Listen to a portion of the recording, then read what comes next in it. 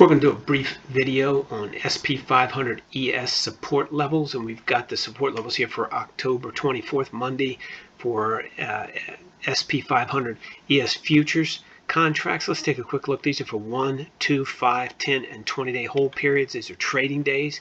And for Monday, the 24th of October, we've got shorts across the board starting at 38.04 and going on out to the 20-day hold 37.88. The way these work is, assuming your own analysis says it's a good idea, you get in at an indicated position based on what your own analysis says is a good idea, and then get out, in this case, at the end of the second trading day at a loss, or take your profit sooner if you get it. And it's the same way across the board. If we want to go to the 20-day column, get in, assuming your own analysis says it's a good idea, get out at the end of 20 days at a loss, or 20 trading days, or take your profits sooner if you get them. So for Monday the 24th, this is what we've got for you. Got some shorts on the SP 500 ES futures contract for support 38.04 on the 2-day, all the way across to 37.88.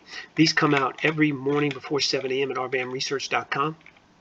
You can get them all for free, no credit card required. There's a link in the description below. You just head over to RBAM Research, put in your email address, and get registered for immediate access.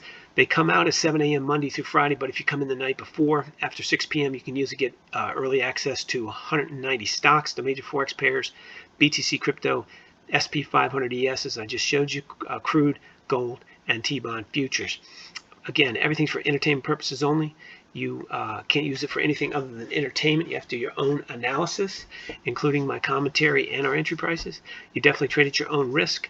And if you like this video, please click the like button. If you want to subscribe, please do that as well. And we'd love to hear a great comment from you in the comment section below.